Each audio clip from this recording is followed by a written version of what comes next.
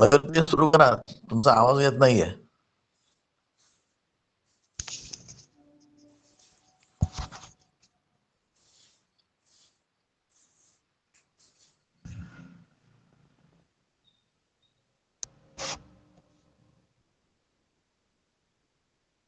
हरे राम राम राम हरे हरे, हरे कृष्णा कृष्णा कृष्णा हरे हरे, हरे राम राम राम हरे हरे, हरे कृष्णा कृष्णा कृष्णा हरे हरे. सद्गुरुनाथ महाराज की जय. मला वाटते अंतरित्वा वसावे, तुझ्या दासबोधासी त्वा बोध व्हावे. अपत्या परी पाजवी प्रेम रसा, महाराज या सद्गुरु रामदासा. जय जय रघुवीर समर्थ.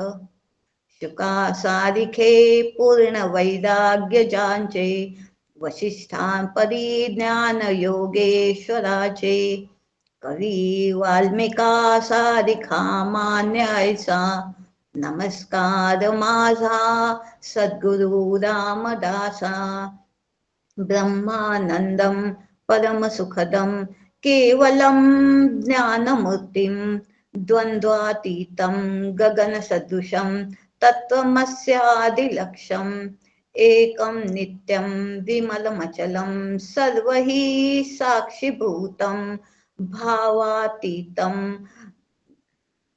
भावातीतं त्रिगुणरहितं सद्गुरुं तं नमामि, सद्गुरु तं नमामि. जयांचे करिता स्मरण, होय सकल विद्यांचे अधिकरण.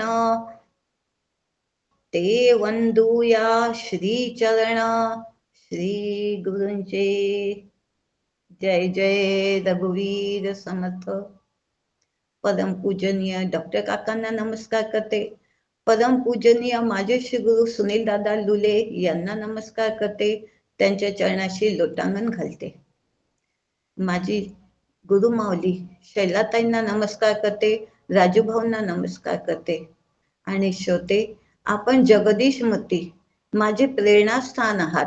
आपणा सगळ्यांना नमस्कार करते आणि आजचे चिंतन सुरू करते. काल आपण या पंचमहाभूतांपासून जे आपण बघितलं की मन, बुद्धी, चित्त, अहंकार, व्यान, अपान, उदान, प्राण, अपान, हे वायू पंचक, आकाश पंचक, कान, त्वचा, डोळे, कर्ण, नाक, हे ते तत्व, लाळ, घाम, मूत्र वगैरे आपतत्व, स्पर्श, शब्द, स्पर्श, रूप, गंध, हे पृथ्वी तत्व. या सगळ्या तत्वांचा निराश करायचा आणि निराशाचा विधी एक म्हणजे ती पद्धत, ती कशी, जशी आपण पाहिली की डोळा, मला डोळ्यांनी दिसलं. डोळ्यांनी कसं दिसलं? डोळ्याच्या मागे असलेलं अंतःकरण आहे म्हणून ते दिसलं. म्हणजेच तो जीव आहे, त्या जीवाला ते ज्ञान झालं. जीवाच्या मार्फत दृश्य समोर आलं, ते सुंदर आहे किंवा वाईट आहे हे त्याला कळलं. पण खरा पाहणारा तो कोण आहे? पुष्कळांचे डोळे रात्री झोपताना सुद्धा अर्धवट असे उघडे असतात, तर त्यांना दिसते का? म्हणजे डोळा सुद्धा पूर्ण पाहू शकत नाही, तो सुद्धा जड आहे. आणि त्याचा हा निर्णय झाला. म्हणजे दृश्य जे दिसते आहे ती वस्तू सुद्धा जड, त्याला ज्ञान जो पदार्थ त्याचा झाला आहे तो सुद्धा जड, आणि त्याच्या मागचं अंतःकरण सुद्धा जड, आणि हे तीनही जड. आणि ज्याला ज्ञान झालं तो जीव. तो जीव म्हणजे काय आहे? बुद्धीत पडलेलं प्रतिबिंब, ते सुद्धा जड. म्हणजे खरंच म्हणजे तो जीव म्हणजे प्रतिबिंबच आहे ना. म्हणजे कुटस्थाचं त्याच्यावर पडलेलं प्रतिबिंब आहे, तर म्हणजे तोही जड. म्हणजे प्रतिबिंबाला ज्ञान झालं. म्हणजे खरं पाहिलं तर तेही माईक आहे. म्हणजे प्रतिबिंब आहे आणि ते सुद्धा जड. आता डोळा जड, दृश्य जड, अंतःकरण जड, जीव मिथ्या, हे सगळं मला कळलं. पण कोणाच्या? त्या चैतन्यामुळे मला कळलं, ते कुटस्थामुळे मला कळलं, तो मी आहे. आणि ही प्रक्रिया प्रत्येकासाठी, प्रत्येक जे आपले, आपण पाहिलं आहे की 25 सूक्ष्माचे, 25 स्थूलाचे आणि 32 आहेत ते ह्या देहाचे, असे हे 82 तत्व आपण निराश करायचा. आणि हा आपण शोभाताईंच्या प्रवचनामध्ये हे सगळं ऐकलं आणि काल त्याचा आपण सार घेतला. आणि आता आपल्याला ह्याचा निराश करायला समर्थ सांगतात आहे. आणि कशाला निराश करायचा? की हे नुसतं जाणून घेतलं म्हणजे परमार्थ झाला नाही, ह्याचा निराश झाला कथाला, त्याचं काम जमलं, त्याला खरा परमार्थ जमला. ह्या निराश करणं आणि अद्वैत मी एकला, दुजा न कोणी मजला, ह्या विचारांवर स्थिर होणं म्हणजे ज्ञानी होणं आहे. मला असं ज्ञानी व्हायचं आहे आणि संतांनी ते जमलं आहे. आणि मला केव्हा जमेल? जेव्हा मी याकडे लक्ष देईल. हे सगळं त्यांना जमलं. आणि असं ज्याला जमत नाही त्याला, जो ह्याकडे लक्ष देत नाही, असं म्हटलं जास्त जमते सगळ्यांना केलं तर, पण जो याकडे लक्ष देत नाही, याकडे जो दुर्लक्ष करतो, तो टोणक. सांग नरदेह जोडला आणि परमार्थ बुद्धी विसरले, ते मूर्ख कैसे भ्रमले मायाजाळी. त्याला मूर्ख म्हटलं आहे, त्याला टोणक म्हटलं आहे. आणि हा खरा टोणक आहे. आणि असा हा टोणक मी आहे का? मग तो मूर्ख, तो परम मूर्ख म्हणजे टोणक, तो मी आहे का? जो या 17 दशकापर्यंत येऊन पोहोचला आहे, 10व्या समासाचा अभ्यास करत आहे, तो टोणक कसा असेल? पण श्री गुरु, जो आत्मा येथे वणीला, मन बुद्धीसी आगळा, पाहिजे तो ठसला शिष्य मनी. हे सगळं सांगितलं, ते माझ्या मनामध्ये ठसलं पाहिजे. मी शिष्य आहे, ते माझ्या मनामध्ये ठसलं पाहिजे. म्हणून मला सगळ्या, कुठंतरी मी काहीतरी चुकतो का, कुठंतरी माझ्या मनामध्ये काहीतरी गोंधळ आहे का, हे मला चेक करण्यासाठी, मला बघण्यासाठी, मी मूर्खामध्ये माझी गिनती होते का, हे मी माझं बघण्यासाठी समर्थांना टोणप सिद्ध लक्षण सांगावे लागले. नाहीतर हा ज्ञानी झाला आहे, इतकं ज्ञान सांगून झालं आहे, पण प्रेमापोटी श्री गुरु म्हणजे समर्थ हे आपल्याला सांगतात. काल आपण बघितलं श्री गुरु किती प्रेम करतात शिष्यावर. प्रेम जे आपल्या मुलावरी, तया शतपट शिष्यावरी. आणि अधिकारी पुत्रा स्थावरी अंतरी शिष्या.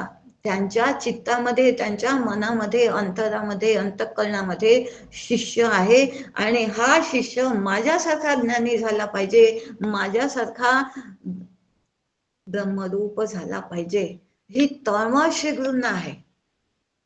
म्हणून ते हे सगळं तुम्हाला आम्हाला सांगत आहे की आपल्यामध्ये कोणतंही टोणपाचं लक्षण राहू नये. टोणपण म्हणजे मूर्खपणाचं एकही लक्षण तुमच्या माझ्यामध्ये म्हणजे शिष्यामध्ये राहू नये. म्हणून समर्थांना म्हणजेच श्री गुरूंना हे सांगावं लागलं टोणप लक्षण. आणि जरा सुद्धा ह्याच्यामध्ये गैरसमज, संत सद्गुरु कृपाळू देती न ज्ञान आळू माळू, न सहाती अल्पही गोंधळू दयाळूपणे. आपल्या शिष्याच्या मनामध्ये अल्प सुद्धा गोंधळ, अपरिपक्वता किंवा गैरसमज असू नये, हा आग्रह श्री गुरूंचा असतो, हा निश्चय श्री गुरूंचा असतो. आपणासारखे कधी तत्काळ त्यांना स्वतःसारखं ज्ञानरूप ब्रह्मरूप आपल्या शिष्याला करायचं आहे, म्हणून ते हे सगळं आपल्याला सांगत आहे.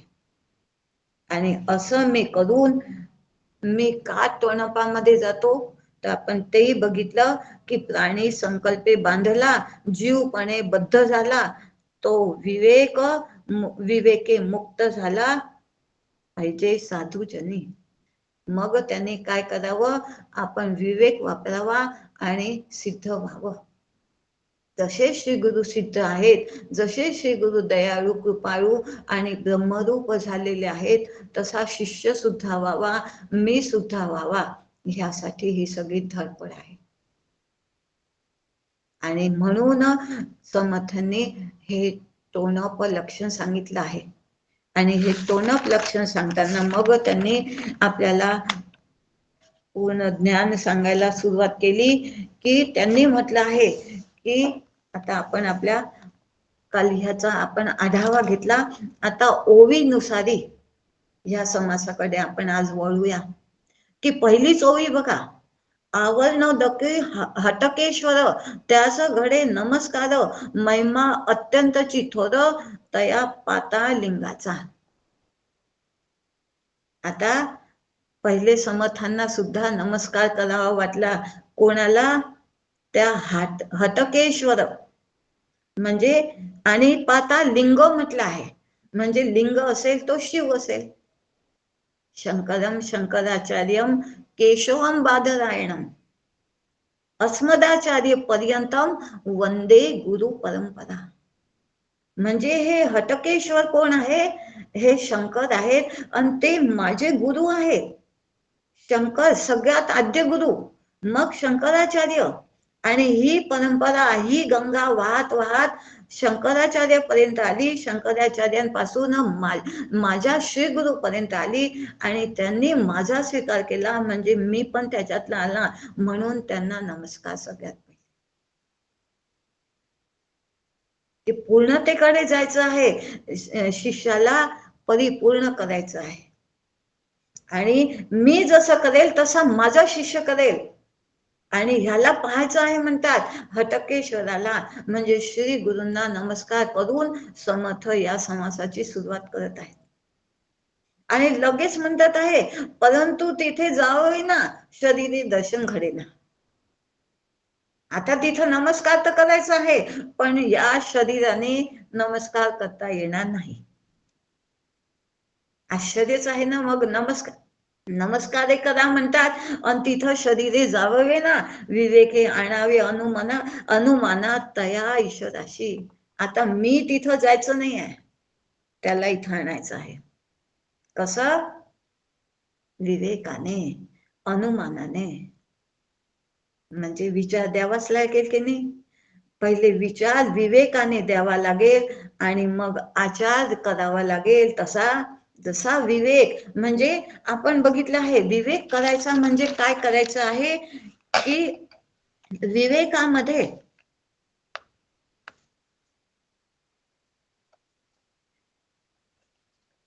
हा विवेक शब्द विच धातूपासून झालेला आहे. विच धातूपासून तो झालेला आहे, आणि त्याला विवेक करायचा म्हणजे पृथक्करण करायचं. पहिले पृथक्करण करायचं, आणि मग त्यातला निवड, योग्य त्याची निवड आणि अयोग्य ते टाकणं.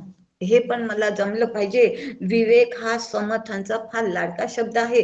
कित्येकदा या समासामध्ये सुद्धा विवेक आलेला आहे, आणि म्हणून आपल्याला विवेक तर समजला पाहिजे. त्यासाठी अपेक्षित आहे ते म्हणजे हे प्रकृती पुरुषाचं म्हणजे ज्ञान दशक ह्याला म्हटलं आहे. हे ज्ञानाने आपण आता विवेक जाणून घेतला पाहिजे, आणि तो जाण्यासाठी ह्या विवेक म्हणजे काय, आणि मी माझ्या जीवनामध्ये त्याचं अप्लिकेशन कसं करायचं, हे आपल्याला कळलं पाहिजे. आणि ह्याच्या पूर्वी जेव्हा सांगितलं तेव्हा विवेक विस्ताराने सांगितला होता. पूर्ण एक दिवस घेतला होता विवेक सांगायसाठी, आणि तो आज थोडक्यात सांगते. म्हणजे मी विवेक करायचा म्हणजे मी शास्त्राभिमुख असावं, मी श्री गुरूंच्या म्हणण्यानुसारी मी असावं, मी वेदांच्या नुसारी असावं, मी आपल्या बुद्धीनुसारी वागणारा नसावा. आणि एक बारीक पद त्याचा असा आहे, तो बारकावही असा आहे की नक्की काय विवेकामध्ये दोन गोष्टी आहेत, एक म्हणजे पृथक्करण, एक म्हणजे निवड. आणि पृथक्करण करणं म्हणजे पहिले दोन भाग करायचे आहेत. जसं आपण तांदूळ निवडतो तर खडे बाजूला काढले आणि तांदूळ तांदूळ ठेवून घेतला. म्हणजे खडे असे आपण डब्बीत भरून ठेवून नाही घेत, तो टाकून देतो आणि तांदूळ डबा भरून ठेवून देतो, जेवढे पाहिजे तेवढं भात बनवण्यासाठी घेतो. तशा रीतीने असार आहे ते सगळं टाकून द्यायचं आहे आणि सार आहे ते मला घेऊन घ्यायचं आहे. मग सार घ्यायचा आहे आणि असार टाकून द्यायचा आहे. असा जेव्हा मी घेते तेव्हा मग ते म्हणतात तुला विवेकाने, अनुमानाने, म्हणजे योग्य तो विचार करून, योग्य तो विवेक करून तो तुला दिसेल, म्हणजे अनुमानाने तो तुला अनुभवता येईल. आणि मग ते कोणाला विचारायचं तर म्हणतात ते साता समुद्राचे वेडे, अखंड भूमी पहिलीकडे, शेवटी तुटले कडे भूमंडळाचे. आता हे सगळा जो आपण बघितला तो निराश केला असेल, म्हणजे साता समुद्राचा, ह्या भूमंडळाचा, सगळ्या तत्वाचा निराश केला असेल, तेव्हा हा हटकेश्वर म्हणजे तो परब्रह्म. श्री गुरु कसे असतात? श्री गुरु साक्षात परब्रह्म. ते मला जाणवतील, ते परमरूप मी होऊन, तो जी होऊ नये त्याची पूजा करायची आहे. माझ्यासारखा होऊन माझी पूजा कर, शिव होऊन शिवाची पूजा करायची आहे, अभिषेक करायचा आहे. मीची होऊन पांडवा माझी पूजा करे. आणि अशा रीतीने मग हे कशाला कुठं जायचं तर जे आपणास नवे ठावं ते जाण तयास पुसावे. मग हे तुला नाही कळत का हे ब्रह्मरूप वगैरे? मग जे जाणते आहेत त्यांना विचार. मग जाणते कोण आहेत? ते श्री गुरु असतात. म्हणून देव ओळखावा, जन्म सार्थकीची करावा, न कळे तरी सत्संगी धरावा म्हणजे कळे. हे जाणते लोक कुठं असतात तर म्हणतात सत्संगात असतात. आणि सत्संगामध्ये म्हणजे सच्च्या संघामध्ये ते असतात. आणि सत्संग कुठे मिळेल? तरी न कळे त्यांनी सत्संगात जावं, म्हणजे ते संत तिथं तुला मिळतील. जो जाणेल भगवंत तया नाव बोलीजे संत. आला ना ऍड्रेस आता? की या हटकेश्वराला जो जाणतो तो संत असतो. जो जाणेल भगवंत तया नाव भगवंत संत. अशा संतांजवळ जो शाश्वत आणि अशाश्वत याचा निवाडा कधी. त्यांना हा विवेक बरोबर करता येतो, त्यांना हा निवाडा करता येतो. तू त्यांच्याजवळ जा. आणि अशा रीतीने आपण हा निवाडा करण्यासाठी हा हटकेश्वराला नमस्कार करायचा आहे, हा हटकेश्वर समजून घ्यायचा आहे. म्हणून संतांजवळ जायचं, संतांचा ऍड्रेस सांगितला, सत्संगामध्ये जा. आणि त्या सत्संगामध्ये इतरही असतील कदाचित, तर त्यांना नेमकं कसं ओळखायचं? जे जाणते भगवंत. आणि ते काय करतात? जो शाश्वत आणि अशाश्वत यांचा निवाडा करतो. आणि नेहमी कृष्ण हरी गोविंद या नामाचा निखळ प्रबंध, माझी आत्मचर्चा विवेके उदंड करी. ते दुसरं काही बोलतच नाही. इथं असं नाही म्हटलं माझं भजन करी, माझं नामस्मरण करी, नाही, माझी आत्मचर्चा म्हटलं आहे. उदंड असं नाही, नेहमी. माझे श्रीगुरु 24 तासाचा प्रवास करताना, म्हणजे शिवगडाला जाताना 24 तास आत्मचर्चा चालवतात हो ट्रेन मध्ये. हे त्यांचं घेणं आहे. उदंड, माझी आत्मचर्चा उदंड करी, अशी ते दुसरी काही चर्चाच नसते ट्रेनमध्ये. एवढ्या गर्दीमध्ये सगळे आम्ही बसलेलो असतो, त्यांना जेवढी जशी जागा मिळेल तर ती दाटीने बसतो आणि श्री गुरु आत्मचर्चा करतात. हो, प्रवास कधी 24 तासाचा. इथून आम्ही निघतो, तिथं कोल्हापूर आणि शिवगडला पोचता पोचता 24 तास लागतात. पण 24 तास कसे पूर्ण होऊन गेले कळ सुद्धा नाही. हेच त्यांचं माझी आत्मचर्चा. ते भजन नाही करत, ते नामस्मरण नाही करत. हे सुरुवातीला करावं लागते, हे करू नये असं नाही. पण संत नेमके कसे ओळखायचे? जे नेहमी माझी आत्मचर्चा करतात. असे संत, असे श्री गुरु असतात. आणि त्यांच्या जवळ गेलं की हा हटकेश्वर माहिती पडतो, हा देव माहिती पडतो. आणि आता श्री गुरूंजवळ गेलं की हा देव म्हणजे आता तिथं कला, तिथं माहिती होते. आणि मग ते काय म्हणतात की हे भावबळे आकळे एरवी न कळे. तू जेवढा भाव देशील तेवढा तुला हा कळे, एरवी न कळे. आणि यांना ज्ञानदेवांनीच जो हरिपाठात म्हटलं आहे, हे सगळे श्रीगुरु पदावर आहेत. हे सगळे मोठे संत श्रीगुरु असे एकच वाक्यता असते त्यांच्या सांगण्यामध्ये, वेगळं काही ते सांगतच नाही. आणि हा जसा भाव आणि त्यांचं अस्तित्व नेहमी आहे आहे आणि आहे, याच्यावरच स्वतःही राहायचं आहे आणि ह्याच्यावरच स्वतःही थांबायचं आहे. ते नेहमी आहेत. हा भाव तू दे, त्यांचं अस्तित्व इथं आहे. तू असं भाव देशील तर तो हटकेश्वर जो 7 समुद्रा पलीकडे आहे, जिथं भूमंडळाचे तुकडे कडे तुटलेले आहेत, अशाला तू तिथं जाऊ नाही शकत या देहाने. त्यांना तू भाव देशील तर तो इथं तुझ्या समोर आहेच आहे, कारण तो चराचरामध्ये व्याप्त आहे. आणि मग इथं नाही आहे का? हो आहे. पण तुझा भाव नाही आहे, तुझा विश्वास नाही, म्हणून तो तुला जाणवत नाही, तो म्हणून अनुभवत नाही. तो आहे असा तू भाव दे.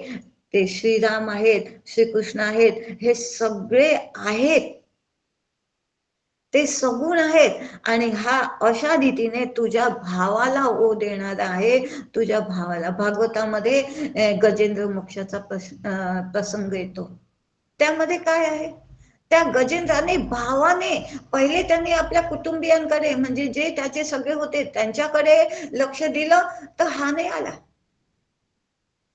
पण त्यांनी एक फूल असं भगवंताकडे फेकलं आणि असा भाव दिला की धाव रे कृष्णा धाव आता.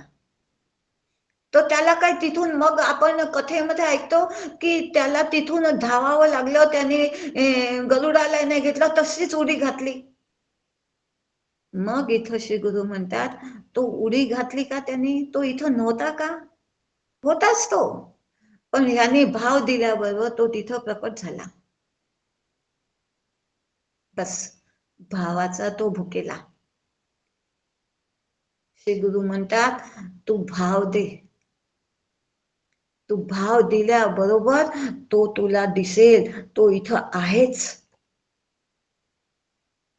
पण तुझा भाव नाही आहे ना, म्हणून तो तुला दिसत नाही. तू भाव दे. तो पदार्थ निरपेक्ष अस्तित्व आहे, तो सत्य आहे, ज्याला आपण अस्ति म्हणतो. तो ज्ञेय निरपेक्ष ज्ञान आहे, चित्त आहे, म्हणजे त्याला आपण भाती म्हणतो. तो विषय निरपेक्ष सुख देणारा आहे, म्हणजे आनंद आहे, म्हणजेच त्याला आपण प्रिय म्हणतो. असा तो सच्चिदानंद स्वरूप आहे. आणि जेव्हा तू भाव देशील तेव्हा तो इथं प्रकट होणार आहे. गजेंद्रासाठी प्रकट झाला, द्रौपदीसाठी पदर सोडले, एकानंतर एक साड्या सोडल्या, तर माझ्यासाठी नाही येणार का हो? येणार. जर माझा तसा भाव होईल तर तो इथं येणार. मला असं कुठं जाण्याची गरज नाही. आणि अशा रीतीने तो जे आपण मनोवेगे ते फिरावे हे तो न घडे. अशा रीतीने विवेकी असावे साधूजन. आणि तो कसा असतो तर ते आपणाचे न ठावे जाणपणाची पुसावे मनोवेगे तने फिरावे हे न घडे. तो घडेना. अशा मनाच्या वेगाने मग तो माझं मन आणि भाव दिला की तो तिथं तितक्याच वेगाने येतो. त्याला आणावं लागत नाही, यावं लागत नाही. तो इथं आहेच. कसा आहे तर सच्चिदानंद स्वरूप आहे. आणि देहासंबंधी तो भाव जसा आपण ठेवला तसा देवासंबंधीचा भाव ठेवला, त्याचं अस्तित्व स्वीकारलं, तो आहे. आणि हे या कठोपनिषदामध्ये ईशावास्य उपनिषदामध्ये म्हटलेलं आहे, असुर्या नाम ते लोका अंधेन तमसा वृताः तास्ते प्रेत्याभिगच्छन्ति ये के चात्म हनो जनः. तो किती जवळ आहे? तो अगदी आत्मतत्व गतिमान आहे आणि गती नाही सुद्धा. ते आत्मतत्व दूरही आहे आणि जवळ किती आहे? अगदी तूच तो आहे. आणि ते सर्वांमध्ये आहे आणि सर्वांच्या बाहेरही आहे. ईशावास्य उपनिषदामध्ये हे सांगितलेलं आहे. आणि त्याच्यासाठी ते डॉक्टर काकांची ओवी आहे, जयांच्या नेत्री ज्ञानांजन तया तो अति समीप जाण, आणि जे ज्ञानी यांचे आसन ते तोची असे. त्याला बघण्यासाठी म्हणजे ह्या हटकेश्वराला बघण्यासाठी तुम्हाला आम्हाला हे ज्ञानांजन लावून घ्यावं लागते. ते ज्ञानांजन जो लावतो तर मग सदा सर्वदा देव सन्निध आहे. मनोव्योधामध्ये समर्थ म्हणतात, ईशावास्य उपनिषदामध्ये आचार्य म्हणतात. आणि डॉक्टर काका म्हणतात असं ज्ञानांजन जो लावेल तो तोची आहे. मी स्वतःच तो आहे, इतरत्र कुठं नाहीच आहे तो. पण त्याच्यासाठी जया नेते ज्ञानांजना, हे ज्ञान जो होईल. काल आपण बघितलं होतं, ज्ञानी भक्त मोही अति प्यारा. मी तसा ज्ञानी असावा आणि असा भक्त मी होईल म्हणजे ज्ञानी भक्त होईल, तेव्हा तो अति समीप जाणं, त्या ज्ञानियांचे आसन तोची असे. त्या ज्ञानियांच्या मध्येच तो आहे, इतरत्र कुठं नाहीच आहे तो दूर. पण तो असा ज्ञानी असला पाहिजे, मला जाणणारा असला पाहिजे. तो त्याला बघण्यासाठी कुठेही जाण्याची गरज नाही, तो इथंच आहे. आत्म्याला जे विसरतात, जे आत्मतत्व जाणत नाहीत, जे देहबुद्धीमध्ये फिरतात, ते टोणप. असा जो सगळा आपला सन्निध आहे, आपल्या जवळ आहे, किंबहुना नवे नवे मीच तो आहे, हे न जाणणारा टोणप. आणि सुरुवातच समर्थांनी केली की या हटकेश्वराला तुला जाणायचं आहे आणि ह्याचं दर्शन करायचं आहे. ज्याला याचं दर्शन करता आलं तो टोणप नाही, आणि ज्याला दर्शन नाही करता आलं तो टोणप. मग मला हे दर्शन करता येते का? आपण आपलं बघावं आणि आपलं चेक करावं. असा जो पूर्ण देहादी आत्मा म्हणती तया ते जन्म मरणादी, आणि जे सुख दुःखाचा भोगता म्हणती मूर्ख. आणि जो स्वतःलाच देहादी आत्मा म्हणतो, हे देहच मी आहे असा जो म्हणतो, त्याचे येतच होते तिकडे, तया जन्म मरणादी. तिकडे येत होते. आवाज येतो, लाईट लागला तेवढ्यात. म्यूट करा ना प्लीज, म्यूट करा. तुमचा माईक सुरू आहे, म्यूट करा.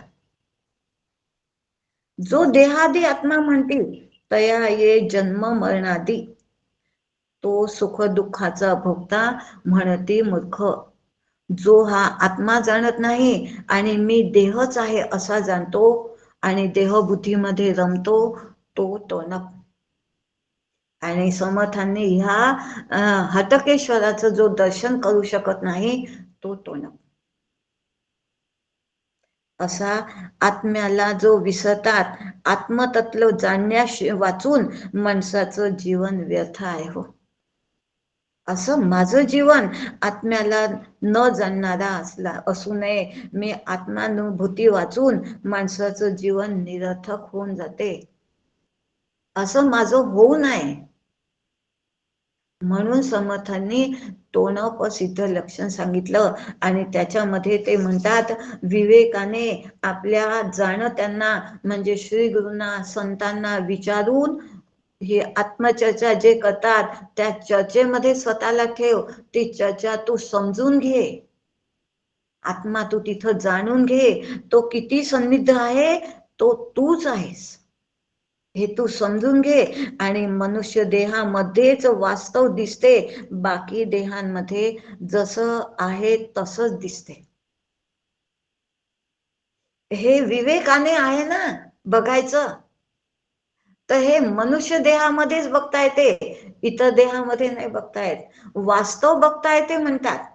म्हणजे उदाहरण देऊन सांगते म्हणजे आपल्याला कळेल की आपण ट्रेनमध्ये प्रवास करतो तेव्हा आपल्याला काय जाणवते की वास्तविक आहे काय, ट्रेन पुढे जात आहे पण आपल्याला वाटते काय झाडं मागे धावत आहेत. वास्तव काय आहे, ट्रेन मध्ये बसून मी पुढे जात आहे पण वाटते काय झाडं मागे धावत आहे. असं हे मनुष्य देहामध्येच झाडं मागे धावत नाही आहेत, मी ट्रेन मध्ये बसून पुढे जात आहे हे वास्तव आहे. झाडं तिथंच स्थिर आहे. मी चंचल आहे, इकडून तिकडे जाणारा मी आहे.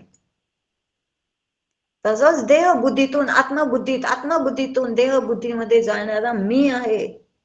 ते ज्ञानेंद्रियांना आणि कर्मेंद्रियांना अनुभवाला येत नाही.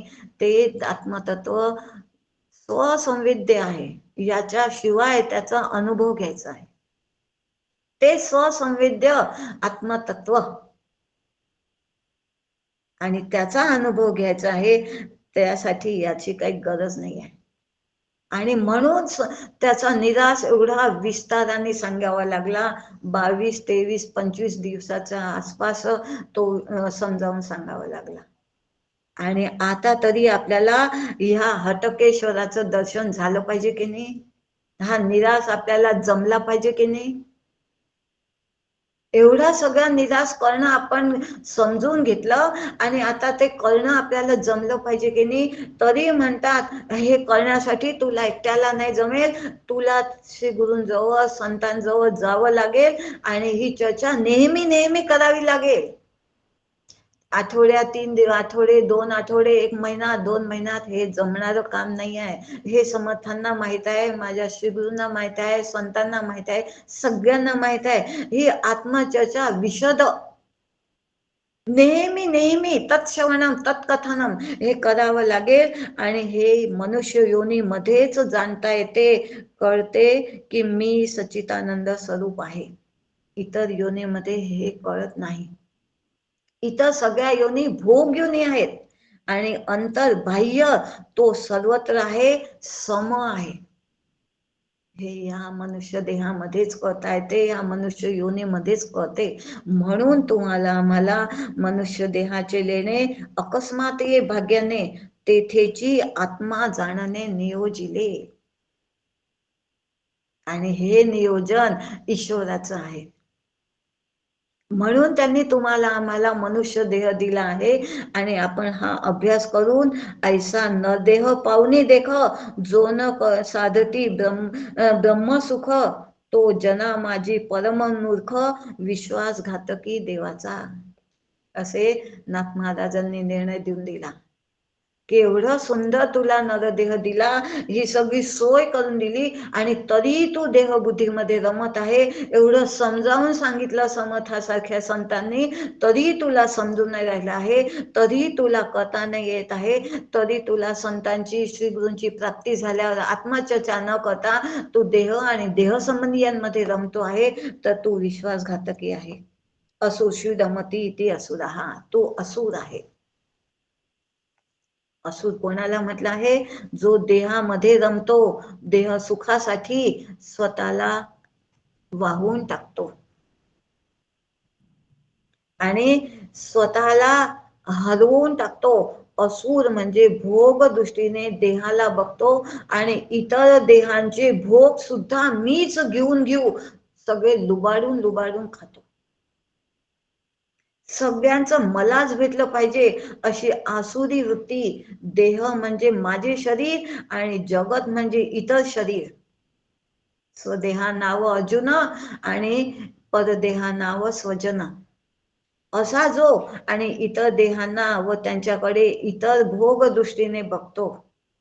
प्रत्येक देहापासून कोणता भोग मला हिरावून घेता येईल याच वृत्तीमध्ये जो राहतो तो असुर. रावणाने काय केलं?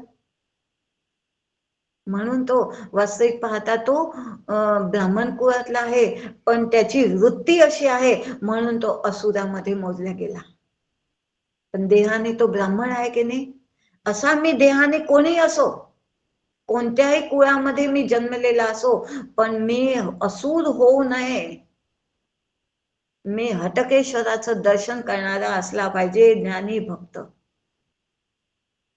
आणि जो ज्ञानी होतो तो सच्चिदानंद स्वरूप होतो. सच्चित आनंद हे माझं स्वरूप आहे, हे जो जाणतो तो समर्थांना इथं अपेक्षित आहे. आणि मी असा असुर होऊ नये, मी असा टोनक होऊ नये, म्हणून त्यांनी सुरुवातीलाच म्हटलं या हटकेश्वराचं दर्शन करून घ्या. आणि असा जो सुखाची, स्वतःच्या दुसऱ्याच्या सुखाची हानी करून स्वतःच्या सुखासाठी जो धडपडतो, असा असुर, असा मी होऊ नये.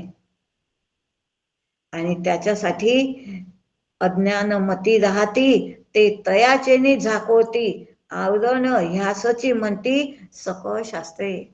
असा हा आवरण दोषामध्ये येऊन जातो. त्याच्यामध्ये जसं आपल्याला सगळ्यांना माहित आहे, आपल्या सगळ्यांच्या याच्यामध्ये सुरुवातीला मलदोष, विक्षेप दोष आणि आवरण दोष येतात. तर आवरण दोष कशामध्ये? म्हणजे हा आवरण दोष म्हणजे ह्याने, या दोषाने तो बद्ध होतो असं शास्त्र सांगते. म्हणजेच मी देह आहे असं वाटणं, म्हणजेच त्या देहबुद्धीने त्या आत्म्याला झाकून टाकणं, म्हणजे आवरण टाकून देणं. जसा शेतीमध्ये खूप कापूस पिकलेला असतो आणि त्याला पाऊस लागू नये किंवा त्याच्यावर काही कचरा पडू नये म्हणून ताडपत्रीने पूर्ण झाकून दिला जातो. आपल्याला माहित सुद्धा पडत नाही की ते कापूस आहे की ताडपत्री आहे. तर खाली कापूस असतो तसं आत्मतत्व आहे, पण ह्या आवरणामुळे तो झाकल्या गेला, तो आत्मा झाकल्या गेला आणि हा देह समोर आला. आणि ह्या देहाने हटकेश्वराचं दर्शन होणार नाही. म्हणून समर्थ म्हणतात, तू संतांजवळ जा, जाणत्याजवळ जा आणि ह्या विशेषत्वाने ह्या वृत्तीला संस्कारित करून घे आणि स्वतःला त्या हटकेश्वराच्या दर्शनासाठी तयार कर. मी देह आहे असंही नाही, हा शब्द म्हणजे गडद अज्ञान. मी देहच आहे, मी आई आहे, हा माझा जो विचार आहे, माझं हे बोलणं आहे, हे म्हणजे माझं गडद अज्ञान आहे. आणि मी देह आहे असं वाटणं म्हणजे आंधळेपण आहे. देह माझा आहे असं वाटणं आणि देहापासून मी वेगळं आहे असं वाटणं म्हणजे अज्ञान आहे. थोडं थोडं ज्ञान आता व्हायला लागलं आहे की देहापासून मी वेगळं आहे. जसं डॉक्टर काका म्हणतात की जे माझं आहे ते मी नाही. पहिले अज्ञानात काय वाटलं, मीच देह आहे. आणि आता मी म्हणते माझा देह आहे, माझा देह आहे म्हणजे माझ्याजवळून तो वेगळा आहे. म्हणजे आता थोडं थोडं ज्ञान व्हायला लागलं आहे. मग आता श्री गुरूंच्या आणि संतांच्या संगतीमध्ये, सत्संगामध्ये समर्थांनी पाठवलं. आता मला माहिती पडलं की देहाचा भाव, देह जाणार आहे, देह जावो अथवा राहो, पांडुरंगी दृढ भाव अजून नाही झाला आहे. हा देह जाणार आहे हे माहित पडलं आहे, पण हा जाण्याच्या पहिले पांडुरंगाच्या ठिकाणी दृढ भाव होणं, तो मी आहे हे होणं, हे महत्वाचं आहे. मी देह नसून मी ब्रह्मच आहे असं वाटणं म्हणजे पूर्ण ब्रह्मभावाला सहजता येणं आहे. आणि ही सहजता आली की सगळं झालं. आणि तेव्हा या सहजतेने मग त्या हटकेश्वराचं दर्शन होते. आणि असं जेव्हा जे आपण असं नवे ठावे ते जाण त्याशी पुसावे, मनोवेगे तन फिरावे, हे तो घडेना. म्हणजे मनोमार्गे गेला तो तेथेची मोकला, हरिपाठी शिरावेला तोची धन्य. असा जो हरी मार्गाने गेला, जो सत्संगामध्ये गेला, असा जो त्यांना जाणत गेला आणि विचारत गेला, श्री गुरूंच्या सांगण्यानुसारी, संतांच्या सांगण्यानुसारी वागत गेला, तो हरिपाठी शिराविला तोची धन्य. म्हणजे या मनुष्य देहाचे जे धन्यता पावणं आहे, म्हणजेच ते पांडुरंगी दृढ भाव करणं आहे. हा भाव माझा दृढ झाला पाहिजे. आणि त्याच्यासाठी पुढच्या ओळीमध्ये ते म्हणतात, हे जे चर्मदृष्टीचे नवे ठावे ते ज्ञान दृष्टीने पाहावे, ब्रह्मांड विरोधने राहावे समाधाने. शांती, समाधान, तृप्ती हे मिळवणं म्हणजेच मुक्ती आहे. हो, दुसरं तिसरं मुक्ती म्हणजे तिसरं काहीच नाही. हे सगळं मिळवणं, हे ह्या लौकिकातलं मिळवणं आणि त्यामध्ये रमणं म्हणजे देहबुद्धीत रमणं आहे. पण हे सगळं सोडून समाधानी राहणं, ठेविल्यानंतर तैसेची राहावे, चित्ती असू द्यावे समाधान. असं समाधानी राहणं म्हणजेच त्या हटकेश्वराचं दर्शन करणे होय. त्याचं दर्शनासाठी काय पाहिजे आणि काय सोडावं लागते हेच ते आपण शिकले आहोत. निराश करायचा. जर ह्या 82 तत्वाचा निराश केला असेल तर या हटकेश्वराचं दर्शन होते, नाही तर होत नाही. आणि त्याच्यासाठी आता ते मार्ग समर्थ आपल्याला मोकळे करून देत आहेत. ते आपल्याला सांगत आहे की असं हटकेश्वराचं दर्शन मला जमलं पाहिजे, मला आलं पाहिजे. त्याच्यासाठी मला ह्या चर्मचक्षुची गरज नाही, ज्ञानदृष्टी. आणि त्याच्यासाठी आपण जे पाहिलं की ते ज्ञानांजन मला लावायचं आहे. ते ज्ञानांजन लावलं की मग हे दिसते. अज्ञान मती राहती, ते अज्ञानाने झाकवते. जो असा आवरणामध्ये जातो त्याला हे दर्शन होणार नाही, पण जे ज्ञानांजन लावून घेतात त्यांना हे दिसते आणि ती ज्ञानदृष्टीने मगच येते. आणि हे ब्रह्मांड विवरूनी राहावे म्हणजे अख्ख्या ब्रह्मांडामध्ये अशा निराश करता आला पाहिजे. म्हणजे या 82 तत्वाचा निराश जो आपण 2 समासामध्ये बघितला आहे, 8 आणि 9 मध्ये, तो निराश केला असेल तर हे ज्ञानांजन आपल्याला मिळते. आणि त्याच्यानंतरही थांबायचं आहे का? नाही. जिथं आत्मचर्चा उद्दंड चालते आहे आणि कृष्ण हरी गोविंद ह्या नामाचा निखळ प्रबंध, नेहमी जो नामस्मरणामध्ये राहतो आणि माझी आत्मचर्चा उद्दंड करतो, स्वतःला जो नेहमी नामस्मरणामध्ये ठेवतो आणि बोलण्याचीच पाळी आली तर माझी आत्मचर्चा उद्दंड करतो, असे माझे श्री गुरु, असे संत, तसा मी झालं पाहिजे. हा संगतीचा परिणाम आहे. जसा संगतीत असो तसे परिणाम आपल्यामध्ये होत असतात. आणि आपल्याला सगळ्यांना माहित आहे की हे आवरण दोष करण्यासाठी श्री गुरुच पाहिजे. मलदोष आणि विक्षेप दोष हे आपण आपल्याला काढावे लागतात. आणि वेद विहित निष्काम कर्म केलं तर मला दोष निघतात, सोबत नामस्मरण ठेवावं लागते. आणि वेद विहित निष्काम उपासना केल्यावर विक्षेप दोष जातो.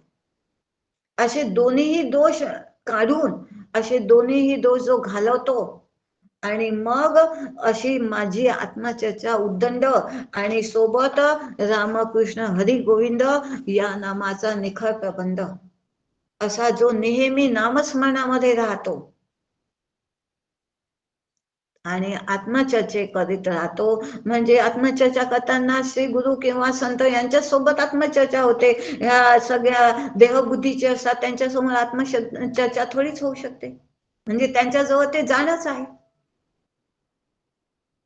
आणि तो जो करतो तोच खरा इथं हे दर्शन करून घेतो आणि समाधानाने राहतो. तेव्हाच हे स्थूल दृष्टीने न दिसणार ते ज्ञान दृष्टीने पाहावं लागतं. आणि हीच ती ज्ञानदृष्टी आहे. म्हणजे श्री गुरु ज्ञानदृष्टी देतात, ज्ञानांजन देतात. म्हणजे काय, हे आवरण दोष काढून तो आत्मा तुची आहे हे सांगतात. ऐक शिष्या येथील वर्म स्वये तुची आहे ब्रह्म. ते किती जवळ आहे, ते मीच आहे हे जे समजावून सांगतात ते संत, ते श्री गुरु. इकडं किंवा साता समुद्रा पलीकडे किंवा भूमीचा खंड तुटला तिकडे, हे काही जाण्याची गरज नाही. ह्या सगळ्यांचा तर निराश करून टाकायचा आहे. हे पूर्ण प्रलय होईल तेव्हा होईल. आपण आत्मप्रलय करायचा आहे आपला स्वतःचा. आणि तो प्रलय करून हे दर्शन मला करून घ्यायचं आहे असा जो करतो तो टोनअप नाही राहत, तो मूर्ख नाही राहत, तो ज्ञानी होऊन जातो. आणि जो हे करत नाही तो टोनअप. सरळ सरळ हिशेब आहे. आणि तसा मी असू नये. मध्ये आहे भूमीचे चढण आणि म्हणून आकाश आणि पाताळ हे चढळ नसता अंतराळ चौकडे. आता बघा त्यांनी पुन्हा आकाश पाताळ आणलंच आहे. म्हणजे आकाश तत्वाचं भरण करावं. आकाश तत्व म्हणजेच काम क्रोध मद लोभ. आकाश तत्वाचं गुण आहे शब्द. आणि त्याच्यामध्ये काम क्रोध लोभ मद मत्सर हे सात त्याचे, याच्यामध्ये आपण अटकलो तर जमणार नाही. खाली आणि वर हे सगळं पाताळ म्हणजे जडपणा, अहंकार आला असेल आणि वर आकाश तत्वाचं भरण झालं नसेल. म्हणून त्यांनी म्हटलं आहे की रामकृष्ण हरी गोविंद या नावाचा निखळ प्रबंध असा जो नामस्मरणामध्ये राहतो म्हणजे आकाश तत्वाचं भरण होते. आणि मग हे काम क्रोध लोभ, जसं विश्वामित्रांना रामाला उभं करावं लागलं हो. आपल्यासाठी यज्ञ करायचा असेल तर त्यांनी, नाहीतर यज्ञ माझा फेल होतो म्हणे, माझा यज्ञामध्ये हे आहुती टाकतो मी तर हे यज्ञ माझा पूर्ण होऊ नाही देत. रामा तू चल. दशरथाला म्हणतात तू मला राम दे. आणि रामाला दादाशी उभं ठेवतात आणि स्वतः आतमध्ये यज्ञ करतात. तसा आपल्यासाठी हा सगुण राम येणार आहे का? तर म्हणून त्यांनी म्हटलं तू हा निखळ प्रबंध रामकृष्ण हरी गोविंद जे तुम्हाला श्री गुरुंनी नाम दिलं असेल ते नाव या दारावर उभं करा. म्हणजेच शब्दवेधी बाण जाणार नाही. अरे म्हटलं तर तुरी येणारच आहे, असं काही होणार नाही. मग मला क्रोध येतो का, मला लोभ येतो का, मला काम येतो का? कामना असली ना तरच क्रोध येतो, लोभ येतो. की माझ्या कामना माझ्या वासना पूर्ण झाल्या तर अजून हवं असं वाटते, म्हणजे लोभ येतो. आणि कामना नाही पूर्ण झाल्या तर क्रोध येतो. हे सगळं आकाश तत्व आहे बरं. या सगळ्यांमधून आपल्याला निघायचं असेल तर आकाश तत्वावर गवसणी घालायची आहे. तेव्हा या हटकेश्वराचं म्हणजे त्या परब्रह्माचं दर्शन होणार आहे. आणि सगळ्यात पहिले त्यांनी हेच म्हटलं आहे की भूमी म्हणजे माझा अहंकार गेला पाहिजे आणि त्या आकाशाशी हे याच्या पलीकडे ते दिसणार आहे. मला क्रोधाला बळी पडायचं नाही, मला मोहाला बळी पडायचं नाही, मला लोभाला बळी पडायचं नाही. अहम आणि ममता हे मोहाचे माता पिता. इथं मला लक्ष ठेवायचं आहे. अहम अहम करोति इति अहंकारा म्हणजे भूमी तत्वाचा आपल्याला हे माहित आहे. म्हणून भूमी तत्व म्हणजे काही केला अहंकार जात नाही. म्हणून त्यांनी म्हटलं पहिले हे चदळ आहे ह्याला काढा आणि मग आकाश तत्वामध्ये जे हे क्रोध मोह हे सगळं त्याचं देणं आहे. आपल्याला क्रोधाला आपण बळी पडतो, लोभाला बळी पडतो, मोहाला बळी पडतो, म्हणजे आकाश तत्वाचं हे आपण भरण केलं नाही. आकाश तत्वाला गवसणी घालणं आपल्याला आलं नाही. आकाश तत्वाचा निराश करता आपल्याला आला नाही. जे 2 समासामध्ये शिकवलं आहे ते मला जमलं नाही, आपण मान्य करावं. आणि मग ते म्हणतात आता तू असा जेव्हा करशील म्हणजे या सगळ्यांना, आणि हे केव्हा नाही येणार, तुझी कामना येते ना म्हणून तुला लोभ येतो, नाहीतर त्या कामना पूर्ण नाही झाल्या म्हणून तुला क्रोध येतो आणि लोभ येतो. कामना पूर्ण झाल्या तर लोभ येतो, कामना पूर्ण नाही झाल्या तर क्रोध येतो. मग ह्याला जर या दोघांना थांबवायचं असेल तर तू पहिले कामना थांबव. जे आपल्याला हवं हवं हवं हवं पाहिजे पाहिजे पाहिजे पाहिजे जे लावलेलं आहे ते थांबव. म्हणजे जे वर सांगितलं समाधान, सम्यक आधान. तू सम्यक आधान म्हणजे ते सगळं पूर्ण परिपूर्णतेला ठेविल्यानंतर तैसेची राहावे, चित्ती असू द्यावे समाधान. असं तू समाधानाने राहायला शिक. तुझं जे हवं आहे, हे हवं हवं आहे हे थांबव. आणि हे जेव्हा तू थांबवशील तेव्हा तुझं कर्तव्य थांबेल, मग करणं थांबेल. आणि आता कर्तव्यतेची सरे तो मी आत्मत्वे उरे. माझ्याच आतमध्ये तो आहे ना हटकेश्वर बसलेला. आता मला ते ज्ञानांजन मिळते आणि असा मी आत्मा बघतो. आत्मा रूप होऊनच आत्म्याचा अनुभव घेतो. पण जोपर्यंत ह्या कामना आहेत म्हणजे हवं हवंसं वाटते तोपर्यंत कर्तव्य काही सुरत नाही. कामना आहेत, हवं वाटते आहे, तर मग काम करायला कर्तव्य करायला जावंच लागेल. पण आता काहीच नको, जे आहे ते व्यवस्थित आहे, छान आहे, त्यामध्ये समाधान आहे. मग आता कर्तव्य सरलं आहे. आणि कर्तव्यतेची सदे तो मी आत्मत्वे उरे, देह यंत्र करकरे प्रारब्धावरी. हे कर्तव्य सरलं आहे म्हणजे हवं हवं थांबलं आहे. कामना गेल्या आहेत म्हणजे आता आकाश तत्वाचं भरण किंवा आकाश तत्वाला गवसणी किंवा आकाश तत्वाचं निरसन हे करणं आता जमलं. आणि हे केलं तेव्हा समाधान आलं, आणि समाधान आलं म्हणून हे आवरणकाजी जे आहे हटकेश्वर ह्याचं दर्शन मला झालं. हा हटकेश्वर म्हणजेच तो आत्मा आहे, तो परब्रह्म आहे. आणि त्या परब्रह्माशी तसे होऊनच त्याचं दर्शन घेता येते. आणि म्हणून त्यांनी म्हटलं आहे तू समाधानाने राहशील आणि असं ब्रह्मांडाचं पृथक करून टाकून टाक. म्हणजे विवेक पाहिला आपल्याला, पृथक्करण करायचं, योग्य ते ठेवायचं, सार ते ठेवायचं, अयोग्य ते टाकून द्यायचं, असार ते टाकून द्यायचं. हे मला नको, हे मला नको, हे मला नको, टाक एका बाजूला, टाक एका बाजूला, टाक एका बाजूला. आणि शेवटी सगळं उचलून भंगारवाल्याला देऊन दे. हे एक दिवस जमलं पाहिजे असं टाकणं. आणि हे जेव्हा जमते तेव्हा ह्या हटकेश्वराचं म्हणजे आकाश तत्वाला गवसणी घालणं जमते. आणि तेव्हा ते चहूकडे म्हणजे चहूकडे तोच आहे हे मला समजेल. ते परब्रह्म विटेवरी उभे म्हणजे आता हा तोच परब्रह्म आहे आणि तो मी आहे.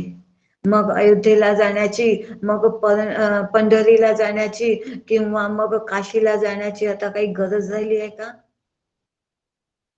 तो मी आहे. आता खरं दर्शन झालं. आणि हे चहूकडे आहे म्हणजे व्यतिरेकाने आणि अन्वयाने. पहिले व्यतिरेकाने हे नाही हे नाही हे नाही हे नाही सांगितलं, आणि आता अन्वय म्हणजे चहूकडे मीच आहे मीच आहे मीच आहे. असं हे मला चहूकडे तो सर्वव्यापक परब्रह्म मी आहे ह्याकडे, आणि ही पोकळी म्हणजे ती आकाश तत्व आहे, आणि ह्या पोकळीमध्ये तो भरला आहे. आकाश तत्व सगळ्यात सूक्ष्म आहे, आणि त्या सूक्ष्मालाही जो गवसणी घालतो त्याच्या पलीकडे तो आहे. पण त्याच्या जवळ हा आहे, म्हणून बोलताना असं बोलावं लागते की आकाश तत्व म्हणजे ते ब्रह्म आहे.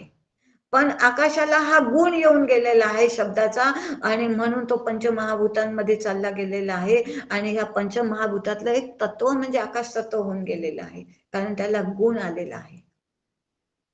आणि ते परब्रह्म कसं आहे? निर्गुण आहे, निराकार आहे, निरवयव आहे. पण असा मी आहे हे इथं आपल्याला सगळ्यांना कळलं. आणि असं जेव्हा आपण सर्वत्र सम असा तो आहे हे जेव्हा आपल्याला कळलं, तेव्हा हे सगळं ब्रह्मरूप आहे हे आपल्याला कळते, आणि हे कळलं म्हणजे त्या हटकेश्वराचं दर्शन झालं. अशा रीतीने आपण 7व्या ओळीपर्यंत आज आलेला आहे. पुढचा अभ्यास उद्या करूया. आज थांबूया. सगळ्यांना नमस्कार करते. श्रीराम जय राम जय जय राम. 13 वेळा नामस्मरण कोण घेतं? दादा मी घेतो. हो, घ्या घ्या घ्या.